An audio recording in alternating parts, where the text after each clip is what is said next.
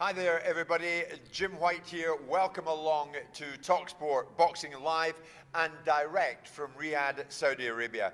Joining me at this early hour this morning is the Omen, Spencer Oliver, and alongside the two of us, legendary commentator John Rawling. Both of these guys had a very busy night, of course, as we took in Usyk Fury 2.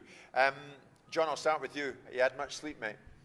Not a great deal. I tell you what, apart from anything, because when I got back from the arena, I was absolutely buzzing. You know, you just can't switch off. Yeah. And I was there, sort of lying in bed, reliving what a fantastic night it had been, because it was just a great story, wasn't it? Absolutely. Hard to switch off, although, Spencer, you never switch off. And I didn't switch off last night either. I agree with John. When you come back from them fight nights, it's like very hard to switch off, relax and come down because the adrenaline that's pumping. I mean, we were going for it, weren't we, last night? I mean, it wasn't just the main event, by the way, guys. The undercard as well, the Moses Atoma performance and all the other guys that were on it, nothing let us down. It was an insane night and that adrenaline was pumping. I'm with you, John. We got back, what, like 4:30? And yeah, it's an interesting journey back. Absolutely. Yeah. The event itself, I mean, last night, did we really see what the Saudis can do out here, John, in terms of atmosphere, in terms of the occasion, the Hollywood aspect of it all? What did you make of it? Well, I thought it moved on a level. You know, I mean, when it first started, I think there was a lot of criticism about the lack of atmosphere and how boxing was really losing out because the crowd wasn't engaged with it. Well, there were a lot of Brits over here for a start last night, and the actual production I thought was terrific. It looked brilliant, and anybody who was here isn't going to forget it in a hurry. It was terrific. I'd agree with that. Spencer? Yeah, totally. Listen, we've been coming here since 2019, so we've seen it develop over the years, and it's been, you know, getting better and better and better. But last night was insane for me, by far. Outstanding last night. I think the production was brilliant. The fights were incredible from start to finish. Very, very happy with that. And the crowd in there as well. What was we, like 25,000 plus? Well, maybe. That's what they said it was. But I mean, that's a big arena. The atmosphere was good, you know. I mean, I remember in the early days of when we were going over to Las Vegas, and people used to say then, "Oh, this isn't the same. It's not so good, is it?" And then look what that became. And I think this is going the same way. Exactly. Now the dust is settled, and we'll get into it more in a moment. What did you think, John? 116, 112 Usyk, and there's been a bit of a furore about it. Well, I don't think furore is really, you know, people might grumble about the margin. I only had it by a couple of rounds or so, which I think Spencer agrees with. But I don't think there was any doubt who won it. When you were sitting watching, despite what Frank Warren might have said, I think it was a fairly easy fight to score. I think it was fairly clear that Usyk was quite definitely the winner. Yeah.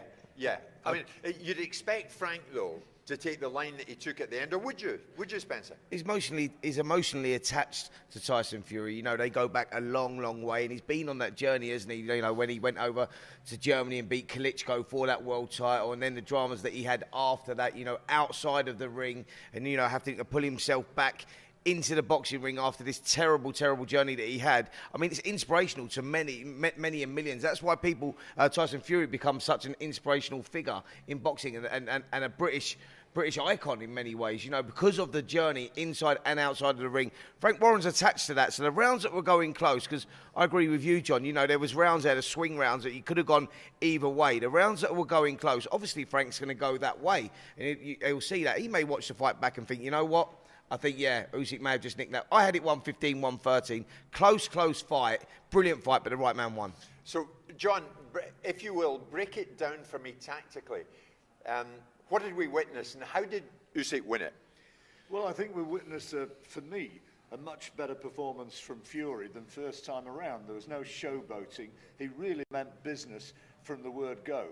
But he struggles, with the southpaw. He struggles with the southpaw style of Usyk, and I think his mobility and the fact that Usyk just never gets out of your face. He makes you fight 3 minutes of every round, and I think although Fury was improved, he again struggled with that one. And as it came down the stretch from round 6 onwards, there was really only one winner from what was going on in the ring. There was only one guy. He was a lot busier, Usyk, and landing the clearer, snappier quality punches. I mean, the other night, Spencer, I was going to say, when Tyson Fury was outside, mouthing off at Usyk in no uncertain terms, all Usyk was saying was, "I will not leave you alone.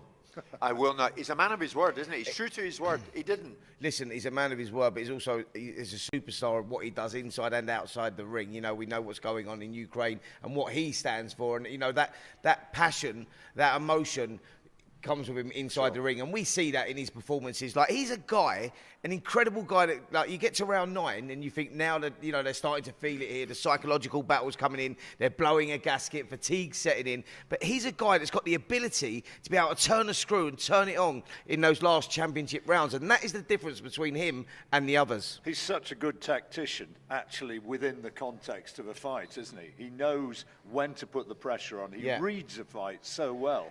And if it's close, you know he's going to find that little extra gear. John, it's that last 30 seconds of each round, when the round's close and you're thinking, which way is this going to go here? Because it was seesawing all the time in there.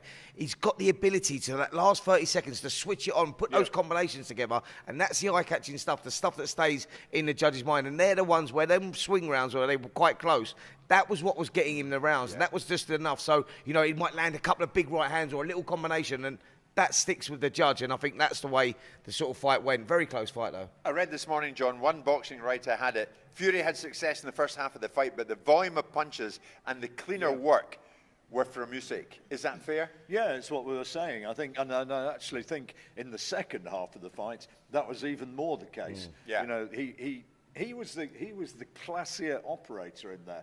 A lot of us, from a British perspective, you know, I mean, it would have been great for British boxing if Tyson Fury had got the result and turned it round, but it just wasn't on the day quite good enough. It was quite an end, wasn't it, Spencer? I mean, we were saying all night there was an intensity inside the arena. Even when they announced the scoring, nobody was leaving. People were on the edge of their seats.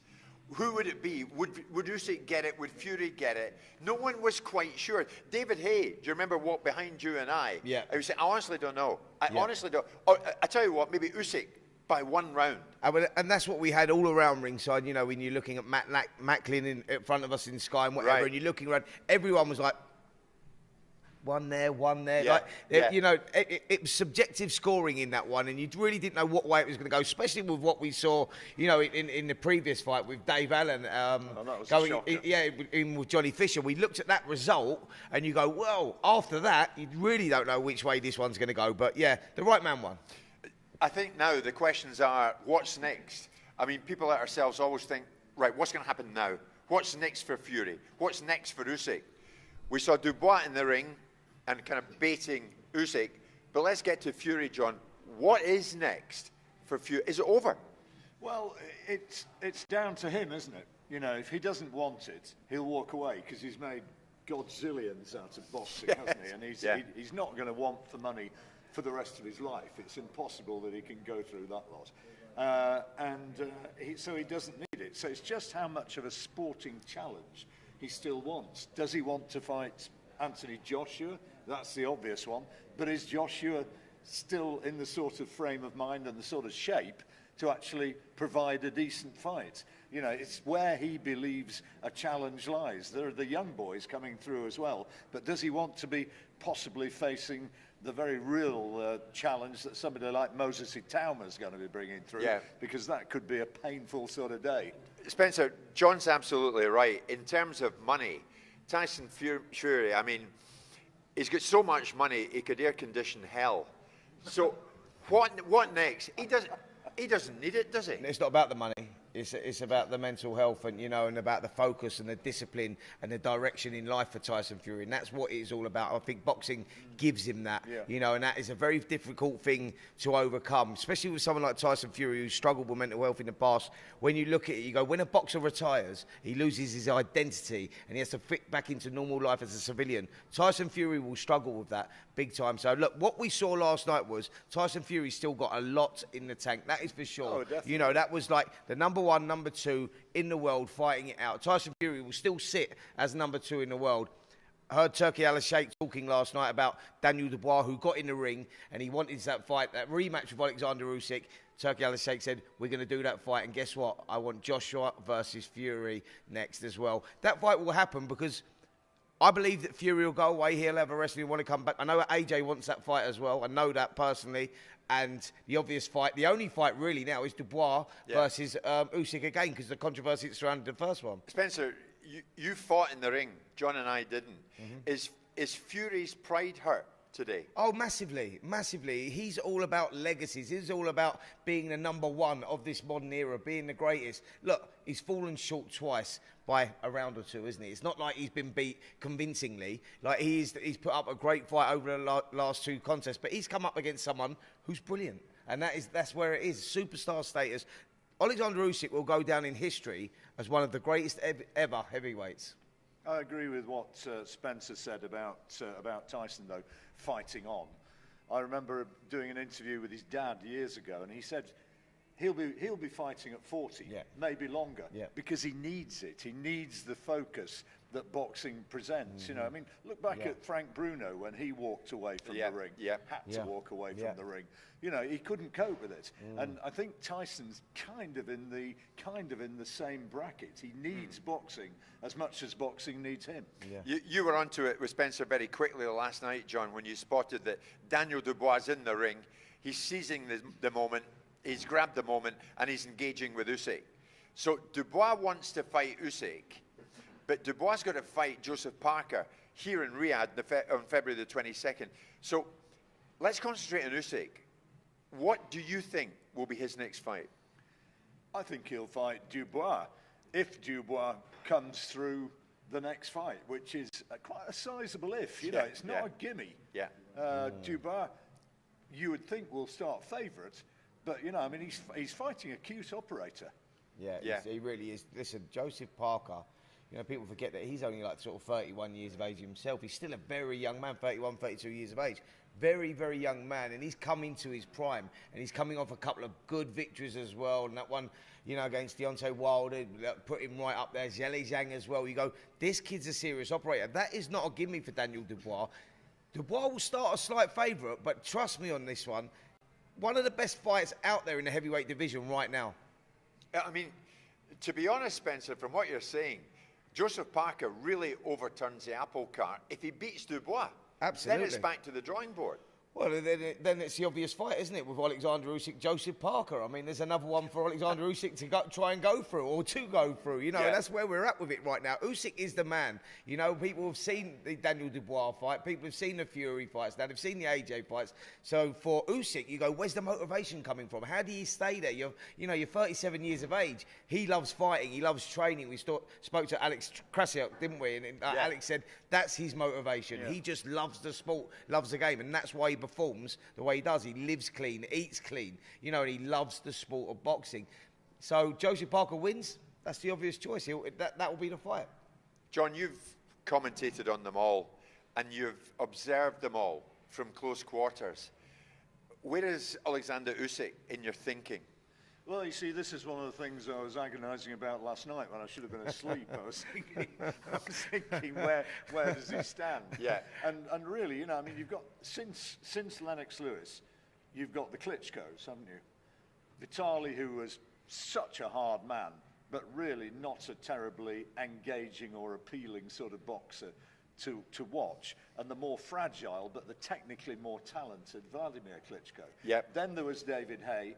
You know, and now you're into Tyson, Fury, and Usyk. I think there's a very good argument that Usyk is the best fighter since Lennox Lewis. I think with that result last night and confirming himself as superior to Anthony Joshua and Tyson Fury, you know, he's definitely into the top 10 of all time, and maybe even a little bit higher. Wow, I mean, that's quite a commendation, isn't it? No, but that is fact. It is actually fact. You know, you look at his resume, like undisputed cruiserweight, undisputed heavyweight, World Boxing Super Series cruiserweight champion. He's done it. He's beaten them all at cruiserweight. He's beaten them all at heavyweight. He's cleaned up the divisions. You have to go in. Like, he will fit into he's got to fit into the top 10 of all-time greats in the heavyweight division, for sure. See, an old commentating mate of mine was in touch afterwards. He texted me. and he said, yeah, good fight, close fight, but it didn't really take off for him. He said, you know, you wanted to see a little bit more, but that's kind of how Usyk fights, isn't he? He's not, okay, there was the 9th round in the first fight, but he doesn't actually, as a fighter, go in there and blitz people. He's technically so good. Do you know he what? Doesn't need to. John, rematches, when they go through the fight that they had in that first fight, and they both left it all in the ring, and it was grueling, and they were both very much beaten up after that contest, they have that mutual respect. They know what they're going into. So obviously, you know, they're standing off and waiting for it. And it didn't ignite like we thought it was going to. But it did get going as the fight was going on. But it was, for me, the intensity of thinking, what's going to happen? When's it going to happen? It was edge of your seat stuff. And you felt that in the arena. That 9th round last night, it was great to watch, wasn't it? Because you could sense the two of them. There was that palpable tension where both of them remembered Usyk could be thinking, right, this is where I should have knocked him out first time around. And Fury's thinking, that was what happened last time. This is going to be a different story. And that 9th round was kind of pivotal. Absolutely, it really was. Yeah, I spoke to Alex Krasuk at the end of it, Spencer, and he said Usyk, he's like a builder, and he built the basement first. Then in the middle part of the fight, he built the middle part of the building, and then he finished off with the roof. I must admit, it was 4:30 in the morning, and I was losing the will to live. But we got to the end of the story, John, which was well worth waiting for. What's that? It was a nice roof. It was a nice roof, still to be slated. When we look at the undercard, the fight before the big one, John, Moses Itoma blasted out Dempsey McCain, devastating fashion. Your commentary, I could hear it in your voice. This kid's 19. He's 20 later this month. What can he do? He can do everything. I think he can go all the way. He's the most exciting heavyweight prospect that we've produced, and maybe the world's seen for quite some time. And I think the biggest thing he's obviously got tremendous power and timing, but it's his speed. That's what serves him well. And that's what I think is so reminiscent from 40 years ago or thereabouts, when you were seeing a young Mike Tyson coming blasting through, because Tyson wasn't all about punch power and physical strength. He was about angles and speed, and that's what Itauma's got, and he's going to be a very, very hard bloke to beat. It's going to be exciting to see him come through. Angles and speed. Absolutely. John has just called it. Absolutely. You know, judgment of distance as well. That timing is everything. And I mean, he was punch perfect last night, right from the opening bell, and you could see, like, you could hear the shots. It's got a different sound to it. You know, the thudding that lands when you hear a shot that's so crisp, and he has that. He wasn't beating a bum either, was he? This guy Dempsey was McCain, a big unit. Listen, took Filip Hrgovic 12 rounds. He got stopped in that 12th round, but you go, this is a considerable step up here for Moses Itauma, and I think that, you know, he just delivered again. It's the problem that Frank Warren's got is how he holds him back, because it is all about development. Because speaking to Frank when we were doing our little sexy beast bit round by the pool, you remember that one in the last hit? Where we I just do remember that. It was quite a nice hit, to be fair. Frank was quite moody, though. It was. The physiques in the movie were different. Listen, I enjoyed it. That's all I'm saying. Right? That's true. But that's for another conversation. Yeah. But speaking to Frank then, Frank was saying, look, Spence, you understand the game.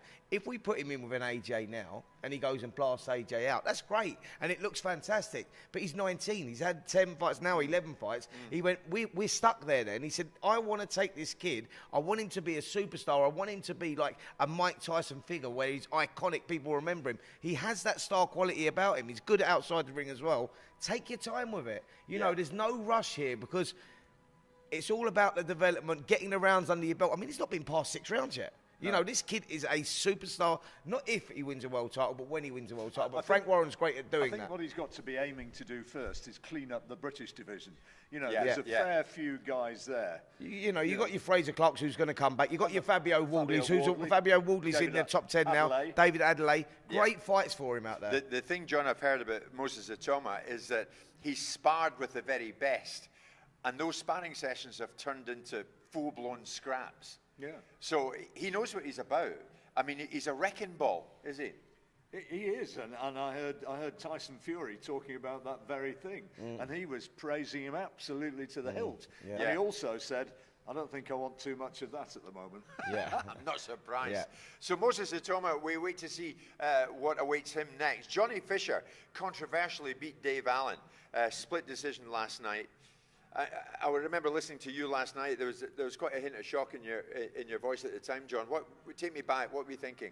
Well, I mean, Fischer had started so well, hadn't he? He won the first 2 rounds, maybe the 3rd round, clearly. He was ahead at the halfway stage of the fight. But did he gas out? Did he put too much in early? And Dave Allen, who I really like as a bloke, and I admire as a fighter because he is a tough guy. And if he fancies it, he'll bring it to a fighter. And he'd said beforehand, I'm going to show him. I sparred with him all those years ago, 5 years ago, whatever. And this time, I'm going to knock him out. And my goodness, he came very close to doing that. And when the verdict came, I was shocked. I thought that Allen had done enough. I'm with you. Yeah, listen, it was last roll of the dice for Dave Allen in many respects at this level, and it was a great opportunity for him. He talked about it beforehand. You know, he said that he'd had an 8-week camp or a 12-week camp, and it was like one of those where he's never, you know, he hasn't done that for a long, long time, and you was going to see a different Dave Allen. We saw that. Listen, I love Johnny Fischer as a guy. I love his family. I love what he does. I love the whole Chinese thing. He's a great character and a brilliant fighter, young fighter. He will learn from this, go away and learn from it. But the wrong guy got the decision then, for sure. You know, Dave Allen, the wrong guy got the decision. Dave Allen won the fight, and I think that, you know, I think that Johnny Fischer's dad, John Senior, I think he was accepting that as well. Look, the boxing gods were with Johnny Fischer. He will go away and he will learn from that because the kid grafts. You know, Mark Tibbs a great trainer. They will go back to the drawing board and they'll work on those fundamental mistakes. The mistakes were he was loading up from the first round. When you're in a fight, that was a 10-round fight, but 10, 12 rounds, when you're in those fights with longevity, you can't start loading up and throwing everything into every shot because you do blow a gasket and then your hands drop a little bit. And Dave Allen actually has the experience to recognise that. He weathered the storm early and he come on late. He ain't going to crumble in 1 round, is he? No, absolutely not. You're not going to get the 1 round. That's a fight for Moses Itauma and Dave Allen. I like that. I like that a lot. Because that's going to show his toughness, and Dave's going to go in there and give him rounds at the very least. And that's what he needs. He needs rounds. I was going to throw it at both of you, but it's a conversation in a bigger sense for another day. But VAR was brought into football to get the right decisions.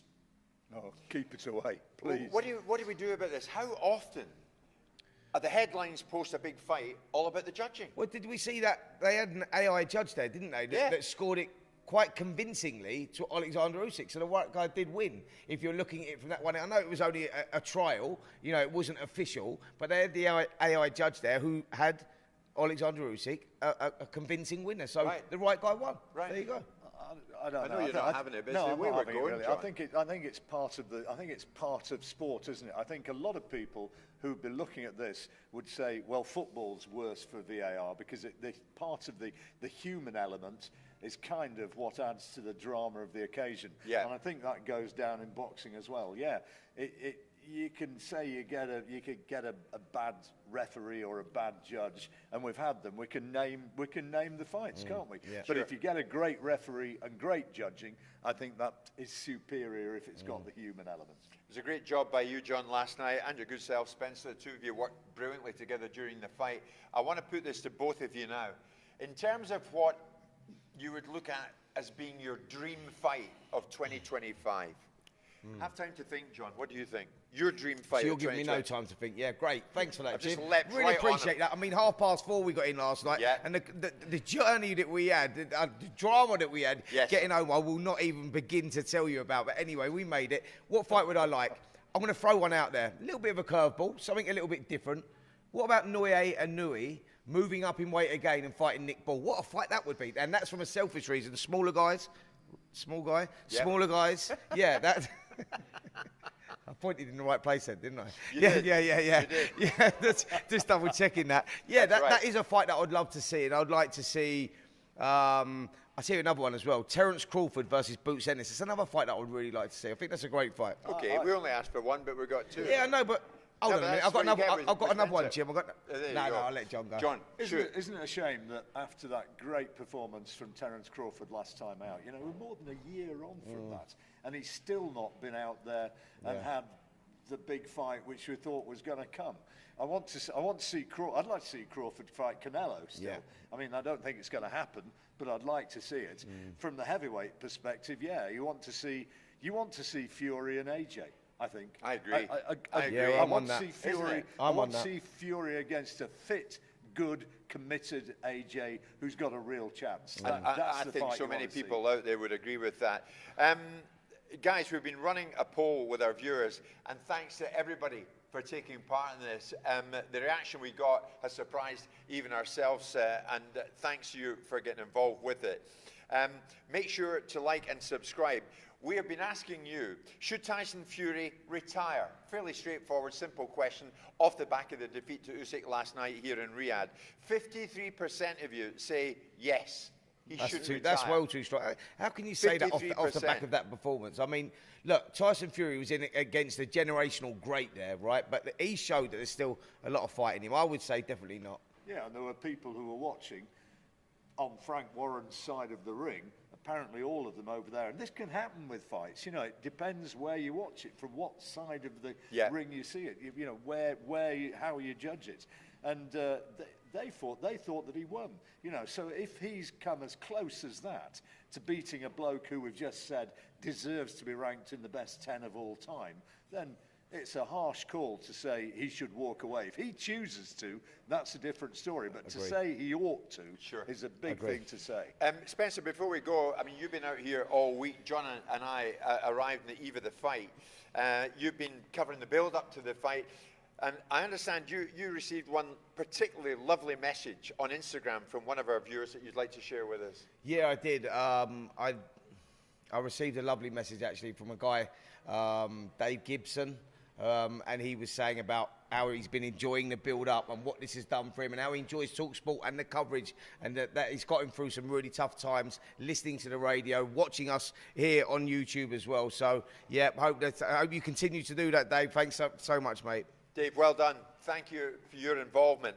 Actually, on that theme, thanks to everybody for watching talkSPORT Boxing live and direct from Riyadh, the capital city here in Saudi Arabia. And thanks to all of you for watching and listening to all of our content throughout the week. It's hard to imagine, but it's true.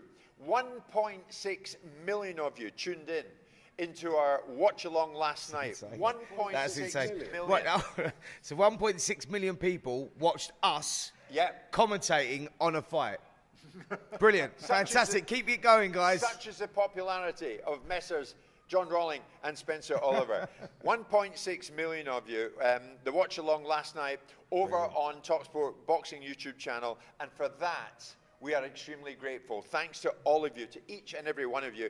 Continue to listen on talkSPORT for all of the fallout from last night's massive heavyweight clash. I'll be back in talkSPORT in the morning, Monday morning, 10 o'clock, with Simon Jordan. It'll be interesting to get his take in it. That's it from us here in Riyadh. We're off for a sleep, and by God, we deserve it. And while we're having a kip, enjoy your Christmas. From John Rawling, myself, Jim White, and the omen that is Spencer Oliver. It's bye from us.